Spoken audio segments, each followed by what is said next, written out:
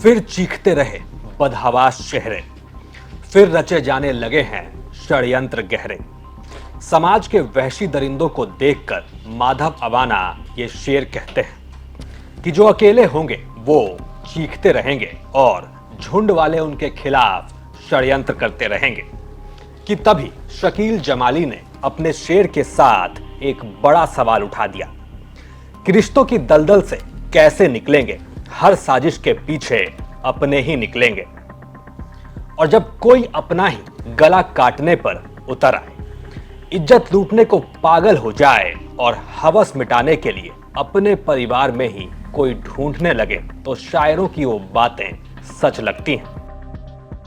आज के षड्यंत्र में बदहवास चेहरा है एक भाभी का, और उसके खिलाफ जिसने जिंदगी की सबसे बड़ी साजिश रची है वो और कोई नहीं बल्कि खुद उसका देवर निकला। तो 1700 किलोमीटर दूर रहकर हैदराबाद में पति नौकरी कर रहा था, इधर पत्नी पूनम पारेख चूरू में। लगभग 5 से 6 सालों तक ये दोनों कुछ इसी तरीके से रह रहे थे, मसलन पति हैदराबाद में और पत्नी चूरू में। यहां घर में 2 देवर, सास ससुर और एक पूनम की 4 साल की बेटी। और इसी बीच एक रोज पूनम के देवर की उस पर नजर पड़ती है और शुरू होता है एक गंदा खेल। एक आरोपी को अनुसंधान के दौरान गिरफ्तार कर लिया गया है। अन्य आरोपी जो नामजद भी बताए जा रहे हैं, वो परिवारजन भी बताए जा रहे हैं, उसके उस संबंध में अनुसंधान किया जा रहा है। पूनम हत्याकांड में प्रकरण दर्ज होने के बाद में एक आरोपी को अरेस्ट कर लिया गया है। आज शहर और समाज की सरदार शहर में आक्रोश रैली थी। उन्होंने एक ज्ञापन प्रेषित किया है और ज्ञापन में उन्होंने कुछ अपने बिंदु लिखे हैं या सजेशन मान सकते हैं, कुछ इश्यू रेज किए हैं जो उनको लगते हैं कि इन पर भी अनुसंधान अधिकारी को ध्यान देना चाहिए। फर्दर उन जो भी बिंदु है उन पे पुलिस अनुसंधान कर रही है। परिजनों ने नामजद अन्य जो परिवारजन है उन पे आरोप लगाए। देखिए, जो भी चीज़ें हैं वो पत्रावली पर है। हत्याकांड हुआ उसके बारे में अनुसंधानरत है, वो पत्रावली इसलिए ज़्यादा। ये खेल गंदा तो था, लेकिन कब जानलेवा हो जाएगा ये शायद कोई नहीं जानता था। 7 सितंबर 2025 रविवार का दिन सुबह सवेरे करीब 4:30 बजे चूरू पुलिस को खबर मिलती है। खबर ये कि शहर के वार्ड नंबर 45 गौशाला वास में रहने वाले गिरधारी लाल जी के घर में चोरी हुई है और उनकी बहू पूनम पारेख की हत्या कर दी गई है। जाहिर है, ऐसे में चूरू पुलिस की एक टीम फौरन मौके के लिए रवाना होती है और वहां पहुंचकर जो दिखता है उस नजारे ने पुलिस वालों को भी हिला कर रख दिया। कटी हुई गर्दन और पूरे घर में खून ही खून।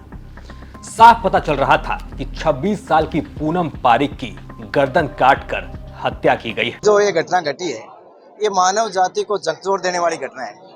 पूनम जैसी बहन को न्याय मिले, इसके लिए आज सरदार शहर में सर्व समाज के द्वारा, सर्व समाज के युवाओं द्वारा, बुजुर्गों द्वारा, महिलाओं द्वारा अपने जोश और जुनून के साथ, बड़ी पीड़ा के साथ मार्मिक अपील प्रशासन से करने आए हैं कि बहन पूनम को न्याय मिलना ही चाहिए, हर हालत में मिलना चाहिए।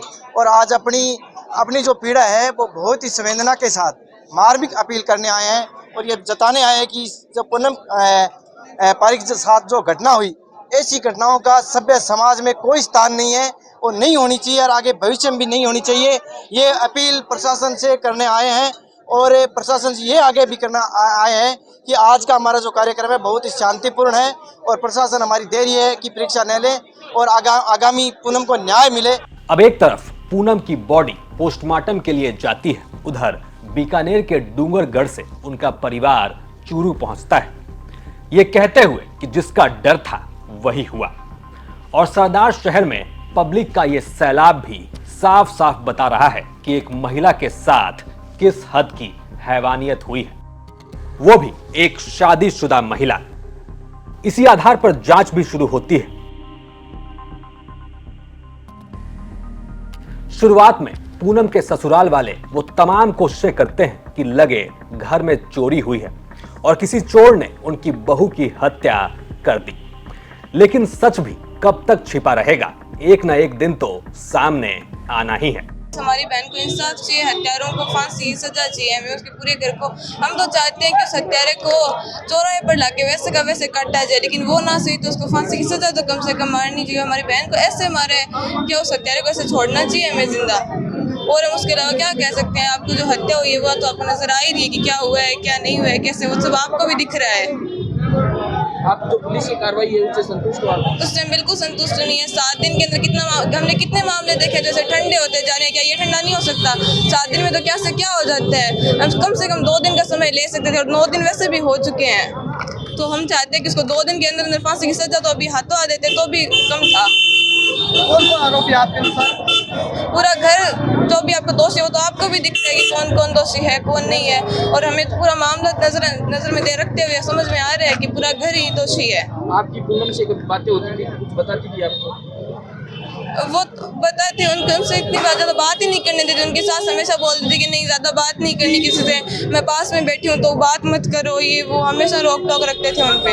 अब पूनम का परिवार उसके ससुराल वालों पर एक गंभीर आरोप लगाते हुए मामला दर्ज कराता है। कांड के वक्त पूनम के पति हैदराबाद में काम कर रहे थे और इसी बात का फायदा उठाते हुए उनके छोटे भाई और पूनम के देवर हितेश पारिक के अंदर एक शैतान जागता है। न जाने कब से उसकी अपनी भाभी पर ही गंदी नजर थी। वो और कोई नहीं, घर में ही अपनी भाभी से संबंध बनाना चाहता था और भैया की गैर मौजूदगी में इसने कई बार वो कोशिश की भी थी कि जब घर में कोई नहीं होता था तो वो अपनी भाभी पूनम के साथ कुछ करने की कोशिश करता था। और यही कोशिशें 6 सितंबर की रात और 7 सितंबर की अलसुबह पूनम पारिक के लिए जानलेवा हो गई। पूनम हमेशा विरोध करती थी, वो लगातार विरोध करती रही, लेकिन कह सकते हैं हितेश अपनी भाभी के लिए पागल हो चुका था। शायद एक बार ही सही, लेकिन उसे अपनी भाभी के साथ ही संबंध बनाना था, वो भी तब जब भैया सालों से बाहर रह रहे थे। लेकिन पूनम आखिर तक नहीं मानी। शायद वो एक पतिव्रता पत्नी थी। 7 सितंबर को जो हत्याकांड हुआ उसके बारे में हमने मेन मुलजिम जो है हितेश पारिक उसको गिरफ्तार कर लिया। जो उसका देवर है वो ज्यादती करता था। ज्यादती का विरोध करने पर उसने ज्यादती करने का प्रयास किया, ज्यादती का विरोध किया तो उसने इसको चाकू मार दिए। बरामद किया? हाँ, हथियार बरामद हो गया। इसमें जिस घटना में जो उसने चाकू काम में लिया था वो बरामद हो गया है। नहीं, इसने इस घटना को है ना लूट का या चोरी का नाटक करने का प्रयास किया था, लेकिन उसमें कामयाब नहीं हो गया। नहीं, पहले इसके प्रवेश से प्रकरण कोई रजिस्टर्ड FIR नहीं है, लेकिन इसके ये 151 एक बार पुलिस थाने में बंद हुआ है। इधर चूरू पुलिस की जांच भी जारी थी और इंतजार था तो बस उसके नतीजे का, और नतीजा वही निकला जो हमने आपको बताया। चूरू पुलिस ने साफ कर दिया है कि वो देवर हितेश ही था जिसने अपनी भाभी की हत्या की। चोरी की वो कहानी पूरे तरीके से झूठी थी। हितेश पारिक लंबे समय से अपनी भाभी पर बुरी नजर रखता था। जांच में सामने आया कि जब ये वारदात हुई, पूनम के सास ससुर मंदिर गए हुए थे और उन्होंने घर को बाहर से ताला लगा दिया था। ऐसे में किसी बाहरी व्यक्ति का घर में घुसना मुश्किल था। शिकायत और शक के आधार पर पुलिस ने जब पूनम के देवर हितेश को हिरासत में लिया, उससे सख्ती से पूछताछ की, तब जाकर उसने ये पूरी कहानी उगली। और तो और पूनम के परिवार का आरोप है कि उन्हें कई दिनों से परेशान किया जा रहा था और आखिरकार बेटी की हत्या कर दी गई। उनकी मांग है कि इस मामले की सही जांच हो और सभी दोषियों को जल्द से जल्द गिरफ्तार किया जाए, जो कि पूनम का पूरा ससुराल है। साथ ही समाज चाहता है कि आरोपी देवर को फांसी हो। हालांकि आज हम जिस समाज में हैं, वहां फांसी तो दूर, परिवार को ठीक ठाक न्याय भी मिल जाए तो काफी होगा। लेकिन सोचिए, ये समाज कहां से कहां चला गया।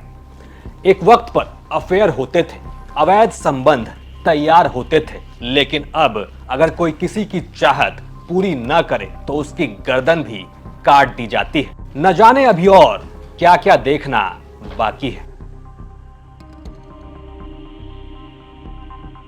चूरू से ये खबर थी हमारे संवाददाता विजय चौहान की। आप देख रहे थे क्राइम सीन। साथ ही राजस्थान की तमाम खबरों के लिए आप देखते रहिए राजस्थान तक।